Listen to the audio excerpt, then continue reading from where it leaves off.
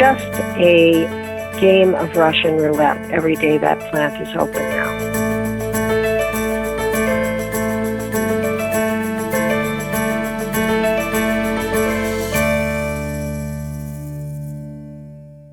Hi, you're listening to the Fairewinds Energy Education Podcast, hosted by the Fairewinds crew.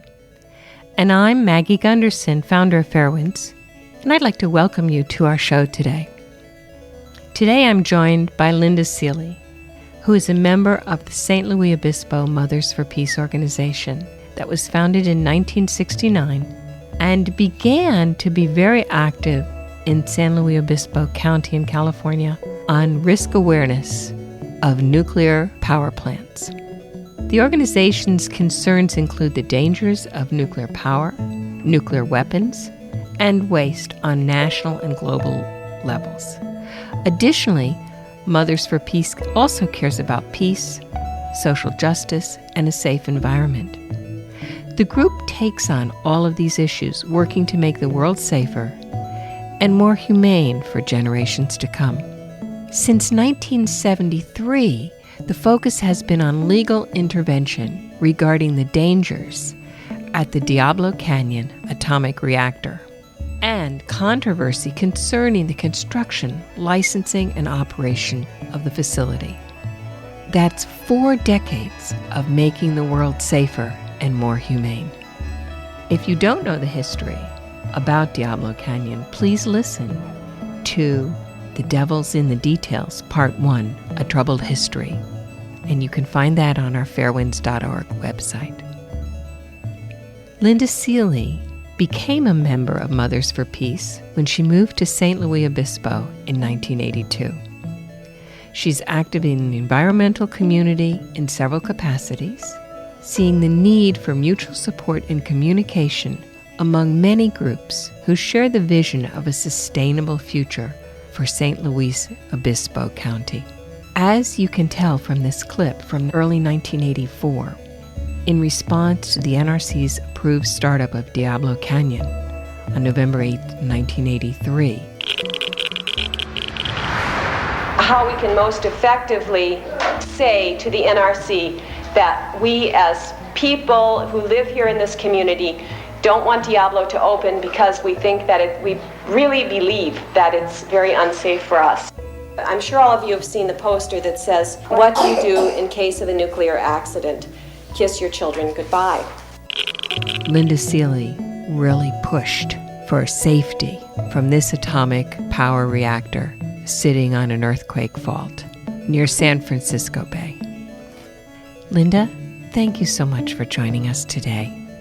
We know that you are a member of Mothers for Peace, and we wanted you to fill us in about Diablo Canyon and also how Mothers for Peace began and why. First of all, thank you so much for inviting me to be on your podcast, and I'll try to speak for all the Mothers for Peace and not just for myself. We've been actually the legal intervenors against the Diablo Canyon nuclear plant since 1973. Mothers for Peace was created in 1969 in opposition to the Vietnam War. That's how we got our name. And then when 2 of our members in 1973 read the newspaper one morning and noticed that there was an advertisement in the classified ads from the Nuclear Regulatory Commission announcing that there was a proposed nuclear plant that was going to be built on the beautiful coastline in San Luis Obispo County, they went, what? A nuclear power plant? And they'd heard of nuclear power plants, but they didn't know much about them. But there was an opportunity to become a legal intervenor. They didn't know what a legal intervenor was, but they thought, sounds pretty important that somebody needs to be representing the public. And so they filled out the paperwork, submitted it, and lo and behold, Mothers for Peace was approved to be the legal intervenor. A legal intervenor is a group or an individual that has the same standing as, in our case, PG&E, with the Nuclear Regulatory Commission. So whenever there's an issue with the licensing or the safety at Diablo Canyon, the legal intervenor, Mothers for Peace, is invited to the table. And so it's a very important role to have. And unfortunately, quite a few nuclear plants do not have legal intervenors on their behalf. So Diablo Canyon is lucky that Mothers for Peace decided to do it so long ago. I wouldn't say Diablo Canyon is lucky. I'd say the people here, the plants and the animals, the fish and the air are lucky that we're here. So we became the legal intervenor, and we were first our own lawyer, and then we were taken under the wing of the Center for Law and Public Interest, which was a public interest law firm in Los Angeles, and they guided us for, I think, about 9 years. And we've had the same attorney, Diane Curran, from Washington, D.C., for the past 17 years. She's the best, most wonderful attorney that we could ever hope for. And we have won in the federal courts under her great guidance. We've won in the Ninth Circuit Court of Appeals about the spent fuel, the dry cask storage at Diablo Canyon. We challenged in the Ninth Circuit Court of Appeals that the dry casks were vulnerable to terrorist sabotage. And the Ninth Circuit Court ruled in our favor and ordered PG&E to prepare an environmental impact study about the consequences of a terrorist attack on the dry cask storage. And they did, but it was a very inadequate document. And we did have the opportunity at that time to challenge that document and go to the Supreme Court. But we realized that our resources couldn't manage a Supreme Court challenge, and so we left it at that victory, which was inadequately addressed, really. The 2006 Court of Appeals Ninth Circuit decision, that is the one you're talking about now, correct? Yes. Okay. Yes, it is. Now that Diablo Canyon is planning to shut down, is this a time that there could be new intervention on the dry casks? You know, we have this end point in sight right now, 2025, to shut down the plant. And we are on high alert right now because since they have announced the closure, what we have learned recently is that there has attrition has already started at the plant because the younger operators and other highly specialized personnel at the plant, even though they're given retention bonuses and so on, they're looking out into their future. And if they're 35 or 40 years old and looking into working for 25, 30 more years, they are wanting to have a future, and they know their future is finite here. And so referring back to the dry cask storage, it's not just the dry cask storage. There are many issues that are emerging now at this time. I learned from Arnie the term running to failure, and what that means is that most nuclear power plants, the way that they shut down is that there is some breakdown in some essential component of the plant, whether or not it's a nuclear-related breakdown is not the point, but that there's some essential part of the plant that breaks down, causing it to run until it fails. And here we are now with an endpoint 9 years out for this plant. And Mothers for Peace primary concern here is that Pacific Gas and Electric, knowing that this plant is going to shut down, is going to cut corners in the maintenance, the replacement of parts that are needed in order to run the plant safely and effectively. And combined with this fact that attrition has already started, losing some of the younger, brightest people who are working out there, the fact that it's an old plant, the fact that Arnie, you'll know what this is. The stator on Unit 2's steam generator is cobbled together, needs to be replaced, but has a price tag of between $137 and $151 million to replace it. And PG&E has written a hardship letter to the NRC asking that they not have to replace the stator because of the economic hardship. And we have all of the Fukushima retrofits that are coming up and that are going to be costly. So our feeling is that these last years are a very, very critical and dangerous time at Diablo Canyon. We haven't yet seen the final seismic evaluations. We know that at least 13 earthquake faults there, and that most of them are connected to each other, and that 2 of those earthquake faults are major active earthquake faults. Those have been proven, and we don't know how many others are active. It's just a game of Russian roulette every day that plant is open now. And so because of all of these factors that I've mentioned, we really feel that it needs to shut down sooner than 2025. Today would be a great day for it to shut down, frankly. Barring that, whenever it can happen is a good time. So, Linda, what do you feel now about the current status of Diablo Canyon? Well, every day that Diablo Canyon is online, we're playing a game of Russian roulette because there are many reasons for this. Number one, the components are old. A lot of them were built in the 60s. The plant was designed in the 60s, assembled in the early 70s, went online in the mid-80s.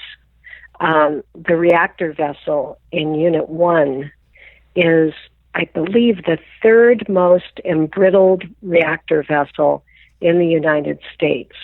You have an embrittled reactor vessel sitting at the intersection of 13 earthquake faults. And we're only 40 miles from the San Andreas fault at Diablo Canyon.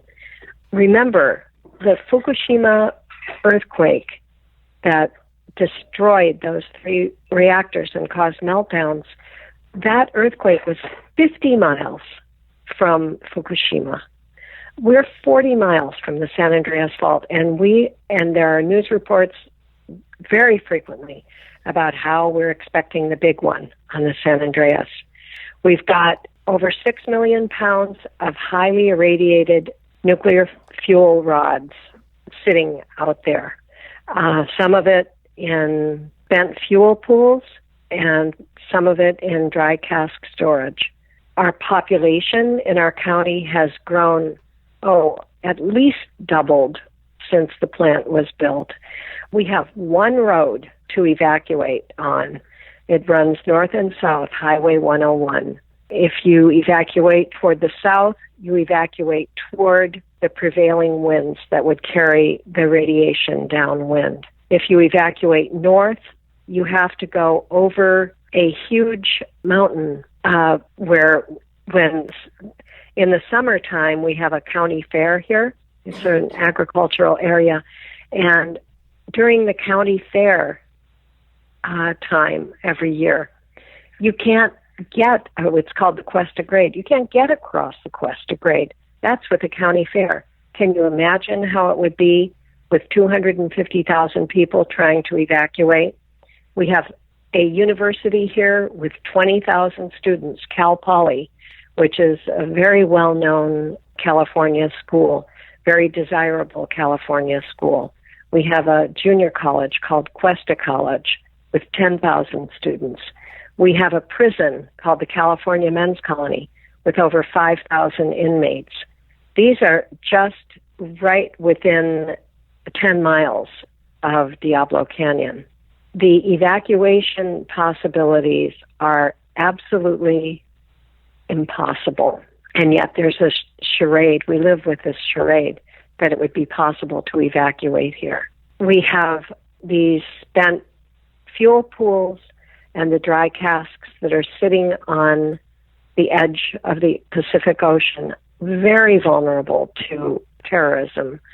And the environment here on the coast is one of, you know how it is on the coast of an ocean. We have high winds, we have rain, we have tons of moisture, lots and lots of minerals in the air, and the dry casks are in 1/2 inch thick canisters. And in the summer of 2014, the Nuclear Energy Institute did an inspection of some of the canisters at Diablo Canyon, and they found that there were salts that were deposited on the sides of one of the canisters, magnesium salts. And when you have a deposit of salts on stainless steel, it can cause etching. And when you have etching, when it's exposed like this to all of this heat that comes from canisters, plus the minerals, it can cause the conditions for cracking. And here we're looking toward a future of storing all of the fuel in these 1/2 inch thick canisters, and yet the canisters are very susceptible to cracking. The last thing I'd like to say about this is that, as you know, we don't have a repository for spent fuel in this country. We probably never will. And so spent fuel, highly radioactive, is probably going to be on this coastline for the foreseeable future. And we're no different from any other nuclear plant. I know everybody's experiencing the same problem with storing their radioactive waste. Those are the problems that I see today. Linda, I want to thank you for going through that part. It was chilling to me. Our daughter is an emergency room nurse, and she was paramedic on the West Coast in Crescent City, where they've had 2 tsunamis in Northern California. One of our board members, Robert Manning, is a disaster planning specialist and former fire chief. And what you said is really chilling to think about how to evacuate. You know, it's so impossible. Arnie and I and the crew at Fairewinds have not seen one evacuation plan in the U.S. that works. Not one. And that is horrible. And then when you talk about the dry cask storage rusting or deteriorating, the metal deteriorating, when we visited our daughter in Crescent City, which is right on the California coast, the salt water in just moisture in the air was so much that people who had put up metal doors in a year, their entire front doors were just disintegrating. So I can visualize that. And as you described it, you really gave me chills. So it's just a lot to try. And even for those of us in this industry and who are jaded by hearing some of these facts, I find what you said extremely chilling. And another thing, Maggie, that I didn't mention is the school children, not only the universities, but if there were an accident during the day, if there were an earthquake, we have one road, and then we have these little side roads, and there are bridges on all of these roads. And if the bridges crack and the emergency vehicles can't get through to evacuate the school children, they will be staying in their schools.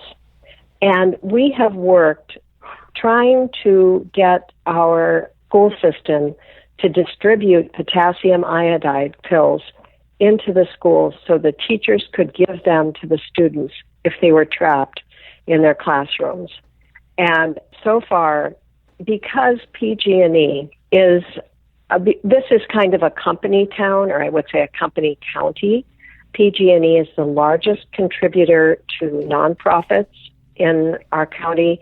They give huge amounts to the sheriff's department, to the school system, well, because of their property tax. So they're very respected as an employer and as a benefactor of our community. And because we feel that because the school systems are so much aligned with PG&E, that they don't want to frighten the parents, because this is the crazy thing too, this county has grown tremendously, as I've said, and a lot of people who have moved here don't even know Diablo Canyon is here because it's completely invisible. It's on a coastline. You can't see it from any point in the county. And there's one sign on a small road that says Diablo Canyon Power Plant. Does not say the word nuclear. So people move here. They have school children. They do not know there's a nuclear power plant here. And our schools do not want to start getting the parents scared. So they won't distribute or won't allow potassium iodide to be stored in the schools for the children to get if there were a release of radiation. And I think that's unconscionable. I became involved with Mothers for Peace when I moved to San Luis Obispo because Diablo Canyon, as you know, was a pretty famous nuclear power plant. And my former husband had been offered a job teaching at Cal Poly at the university here. We had 3 kids, and I had been keeping track of the protests at Diablo Canyon from 1979, I think. And shortly before he was offered the job at Cal Poly, they discovered that the Unit 2 earthquake struts had been installed backwards because the 2 units were supposed to be mirror images of the other, and they had incorrectly built Unit 2, and they had to rip it down and build it all over again. And I said, there is no way that a nuclear power plant that was built backwards is going to be able to go online. And there had been all these protests and everything. And so, because it was a concern before we moved here. And so we decided to move here. And when we moved here, we rented a house up in a canyon. And it turned out, lo and behold, that our nearest neighbor, just a little bit across the canyon, was a member of Mothers for Peace. And the first day that we moved in, she brought cookies over to us. And we started talking, and she said, I was asking about what was going on in the town. And she said, I belong to a group that you might be interested in. And I said, yeah, I would be interested in that. And that's how I joined. And then I was working. I am actually a nurse midwife. And so a couple of years after we moved here, I started working again. And I always belonged to Mothers for Peace, but my role became more peripheral. And then about 10 years ago, I picked up my involvement, and it's become all I do now, work against nuclear power, and I love it. We're a local, all volunteer-based organization. We don't have an office. We use each other's homes for our meetings. We don't have any paid staff. We do everything ourselves, except we raise money to pay our lawyer. A watchdog group is usually a legal intervenor, although I don't think they always have to be. But what we do is we read the safety inspection reports. We're on lists from the Nuclear Regulatory Commission and other organizations, or federal and state organizations that have to do with regulating Diablo Canyon. We meet with the inspectors at Diablo Canyon and form personal relationships with them so that we feel comfortable calling them with questions. And we just try to basically stay on the heels of PG&E and make sure that they adhere to the rules that they're supposed to adhere to and that they comply with the orders of the NRC, which they don't always do, because the NRC, Nuclear Regulatory Commission, that is charged with regulating, is what we call captured agency. They basically work for the industry that they're supposed to be regulating. Diablo Canyon is situated on the central coast of California. It's almost midway between San Francisco and Los Angeles, a little bit closer to Los Angeles.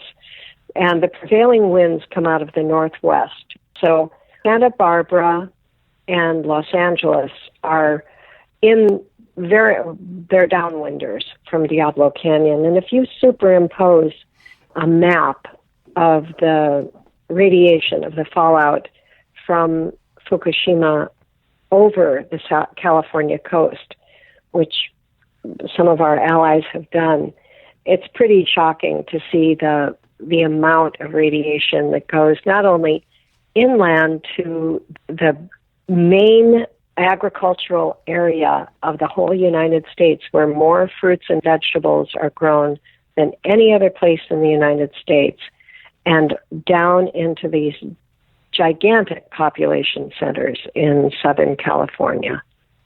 It's even though we're a rather remote location, the consequences of meltdown at the 2 reactors at Diablo Canyon would be absolutely catastrophic, not only on our health, but on the economy. California happens to be the 7th largest economy in the world. And so destroying the economy of the 7th largest economy of the world seems foolish when it could be stopped. There's 2 national groups entered a settlement with Pacific Gas and Electric, the unions, and the town to close Diablo at the end of its 40-year license. And now the pro-nuclear zealots are coming out trying to fight the agreement that Pacific Gas and Electric has entered into. So that puts Mothers for Peace in a situation of agreeing with Pacific Gas and Electric. How does that make you feel? Well, we don't agree with Pacific Gas and Electric because they want to shut down the plant in 9 years. We want to shut it down tomorrow. And so we substantially agree with shutting it down, but they say the devil is in the details. And so the Diablo is in these details. And we are going to be involved in very soon, a public utilities case is going to be starting to Friends of the Earth, National Resource Defense Council, NRDC, 2 unions, the electrical workers and the Alliance for Nuclear Responsibility, all came to this agreement, which is called the Joint Proposal, and it outlines how Diablo Canyon is going to be shut down over a 9-year period. The great part of it is that all of the power that's needed for the replacement of the power that's generated at Diablo Canyon will come from renewable resources. That's what's different about this shutdown agreement over any other shutdown of any nuclear plant that's ever happened before. And that's great. However, we know that those renewable resources can be secured prior to 9 years.